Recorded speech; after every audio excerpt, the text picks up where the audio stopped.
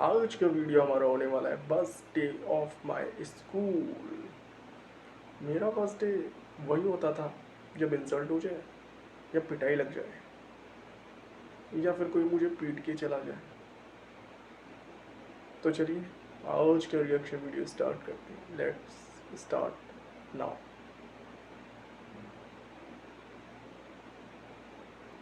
तो मैं स्कूल में बहुत पिटा हूँ बचपन से अभी तक। होमवर्क नहीं किया, पोएम याद नहीं की, वो बच्चे मस्ती कर रहे हैं।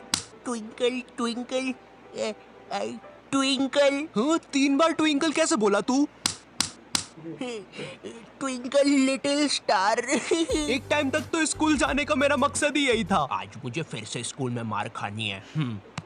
शाबाश मम्मी। ओ शिट, भागो यहाँ से। अब मेरे लिए मार खाना पढ़ाई से ज्यादा इंपॉर्टेंट हो गया था। हाँ, मार मुझे और मार, इतना ही दम है तुझमें। दर्द हो रहा है, अब मत मारे। तो ये बात 11th क्लास की है और मुझे पता नहीं जब तुम 11th क्लास में आते हो, तुम पता नहीं खुद को बहुत ज्यादा बड़ा समझने लग जाते हो। ये स्कूल है मैरी, आऊं मैं साइकिल पर, टिफिन खा लूं मैं तो लंच से पहले। आई नो, मुझे पता है, मैं भी ऐसे ही था 11th क्लास में। ये स्कूल मेरी गुलाम, मैं हूँ डिवाइन के साथ। कर दी हमने स्कूल की नाकाबंदी लगा के अलार्म। बंटा है असली है क्या? हाँ डिवाइन, माँ कसम असली है, अभी लिखा मैंने। सर ये लोग ने यहाँ पे रास्ता रोक लिया क्लास की बेंच से। कौन है रे?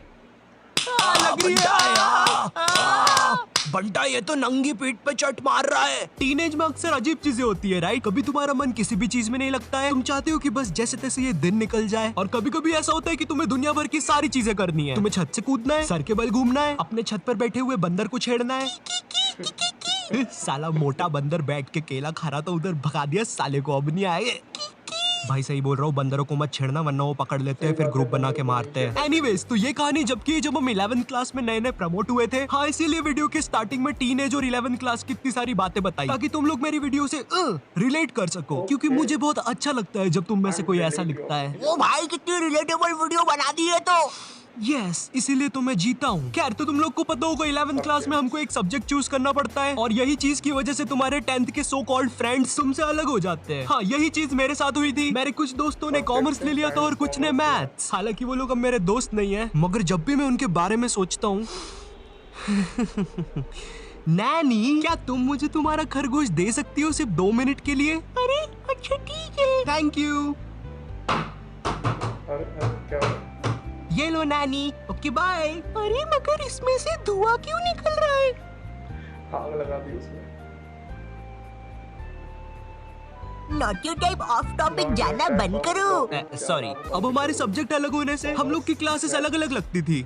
बाय द वे, मेरा सब्जेक्ट बायोलॉजी था, तो हम लोग को अलग अलग क्लास में बैठ के पढ़ना पड़ता था। मगर एक सब्जेक्ट ऐसा था जो हम सबका साथ में लगता था। ये लोग 200 बच्चों को एक साथ एक ही क्लास में भर देते थे और वो सब्जेक्ट था हिंदी। क्योंकि उसका एक ही टीचर था, तो वो टीचर से क्लास संभलती नहीं थी। हम लोग क्लास में बैठ के भोंकते रहते थे, भाग भाग भाग भाग भाग भाग भाग। नहीं, सच में थोड़ा ना भोंकते थे। तो अब वो टीचर से क्लास नहीं संभलती थी, इसलिए वो बोल देता था जिसको भी नहीं पढ़ना है वो बाहर जा सकता है। अब मुझे हिंदी सब्जेक्ट से वैसी ही नफरत थी, मुझे ये तक नहीं पता छोटी ई की मात्रा कहाँ लगती है और बड़ी ई की कहाँ लगती है। अरे ये दोनों सेम ही तो शब्द है, इनमें अलग अलग क्या है? हाँ मुझे पता है, कुछ ज्ञानी लोग कमेंट करने वाले हैं। भाई जो ये वाला 3 है ना, इसको तू ऐसे पढ़ेगा, देख 3। और जो ये वाला है ना, इसको तू ऐसे पढ़ेगा 3। तो ये जो बड़ा वाला है ना, ये सही है। खैर, इसके बारे में किसी नेक्स्ट वीडियो में बात करेंगे। ओके, तो हिंदी सब्जेक्ट नापसंद होने के कारण मैंने मेरे दोस्त से पूछा, भाई चले गए क्लास से बाहर? वो भी फुल चौड़ में आके बोला, हाँ भाई डरते हैं क्या, चल बाहर।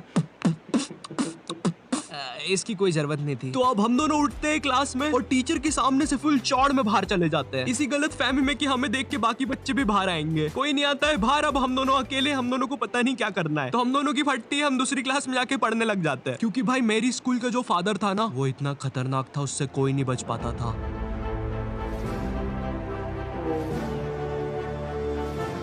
चल चल वहाँ चल, वहाँ चल। हाँ हाँ, मुझसे बच के कोई नहीं जा सकता। हाँ, अब बच के कहाँ जाओगे?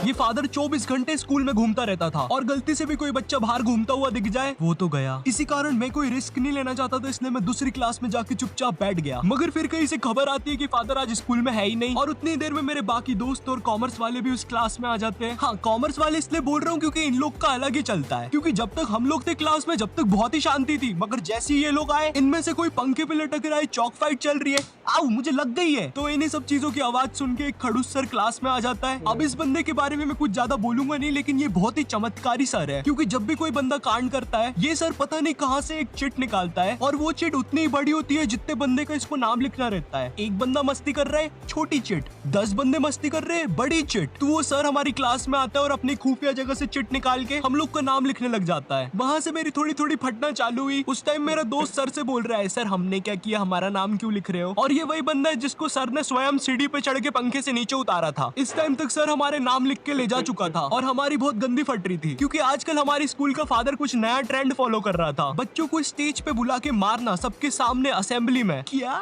इतनी ज्यादा बेइज्जती? मैं नहीं करवा सकता खुद की इतनी बेइज्जती। भाई एक बार एक बच्चे को फादर ने स्टेज पे मार के नीचे फेंक दिया था, और असेंबली की लाइन में जो बच्चे आगे खड़े थे भाई वो इतने हरामी पीछे हट गए, वो फिकाया तो उसको कोई भी उठा नहीं रहा है। असेंबली खत्म हो गई, पीरियड खत्म हो गई, लंच हो गया, वो बंदा अभी तक वहीं पड़ा हुआ है, उसको कोई उठाने नहीं आया अभी तक। तो हम सब लोग की अब बहुत गंदी फट गई थी, तो हमने डिसाइड किया कि हम स्कूल ही नहीं आएंगे एक दिन। पर फिर हम में से एक बंदा बोलता है, ओ भाई स्कूल क्यों नहीं आएंगे, स्कूल आना हमारा हक है। हाँ अपन एक काम करते हैं, अपन असेंबली के बाद स्कूल आएंगे, क्योंकि कल स्कूल में क्रिकेट मैच भी है, तो मुझे मेरे डोले शोले सबको दिखाने हैं। तो सब लोग को उसकी बात में दम लगा, क्योंकि उन लोग को भी अपने डोले शोले दिखाने थे, तो मुझे भी उनकी हाँ में हाँ मिलाना पड़ा। तो फिर हम लोग का डिसाइड होता है कि हम असेंबली के बाद स्कूल में एंट्री लेंगे, जो कि कसम से महा घटिया आइडिया था। हम लोग ने सोच लिया था अगर असेंबली में हम लोग के नाम लिया अगर फादर ने, तो हम अकेले में पिटने के लिए रेडी रहेंगे। मगर जैसे ही हम स्कूल पहुंचते हैं, शांति, जैसे कुछ भी ना हुआ हो, ना हमारा स्टेज पे नाम आया ना कुछ। हम लोग फुल खुश, हम लोग जाते हैं फुल चौड़ में अपनी अपनी क्लास में पहला पीरियड अटेंड करना है। मगर जैसे ही मैं क्लास में जाके बैठता हूँ, थोड़ी देर के बाद बाई आती है क्लास में एक चिट्ठी लेके जिसपे मेरा नाम था। वो चिट्ठी पढ़ के मैम ने बोला, आयु जाओ बाहर, तुम्हें बुला रहे हैं। मैं इधर फुल इग्नोर मार रहा हूँ, मुझे लगा क्रिकेट मैच है आज, दोस्तों ने बुलाया होगा, पिच वगैरह खोदनी होगी। मैं फुल चौड़ में क्लास से बाहर निकलता हूँ, मगर फिर मुझे मेरे लेफ्ट साइड पे फादर खड़ा हुआ दिखता है। ये नहीं हो सकता। और दूसरी साइड मेरे सारे दोस्त खड़े थे लाइन बना के पिटने के लिए। ये क्यों हो रहा है हमारे साथ, और मैं ये लाइन में सबसे आगे क्यों खड़ा हुआ हूँ? तो अब मैं कुछ कर नहीं सकता था, इसलिए मैं भाग के लाइन में पीछे चला गया। भाई मैं नहीं मर रहा सबसे पहले। थोड़ी देर के बाद फादर हमारे पास आते हैं और हमें अपना अपना बैग लाके स्कूल से बाहर जाने को बोलते हैं, जो कि काफी अच्छी चीज थी अपनी क्लास के सामने मार खाने से। तो हम जैसे ही हमारा बैग लाने पलटते हैं, मेरा आई कांटेक्ट हो जाता है मेरे एक दोस्त से, जो कि बहुत अजीब मुंह बना के जा रहा था। वो देख के मुझे बहुत गंदी हंसी आ जाती है और मैं जम से हंस देता हूँ, और वो मुझे देख के हंसने लग जाता है, और हमारी हंसी फादर सुन लेते हैं।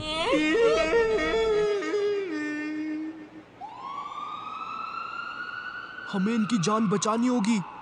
हेलो सिविल हॉस्पिटल, डॉक्टर इन बच्चों की कंडीशन बहुत ज्यादा खराब है, लगता है किसी ने बहुत गंदा मारा है।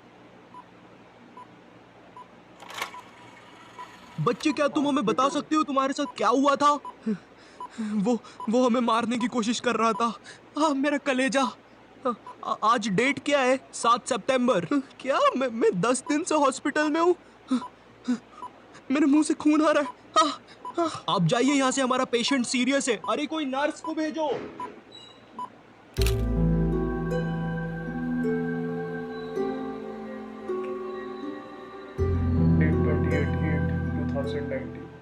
इस हादसे के बाद स्कूल को बंद कर दिया जाता है और फादर को मेंटल हॉस्पिटल भेज दिया जाता है। इस हादसे के बाद ये भी पता चलता है कि स्कूल कब्रिस्तान के ऊपर बनी हुई थी। सूत्रों के हिसाब से पता चलता है कि फादर कभी भी मेंटल हॉस्पिटल से भाग सकता है और वो वापस आकर उन 2 बचे हुए बच्चों की भी बलि चढ़ा देगा।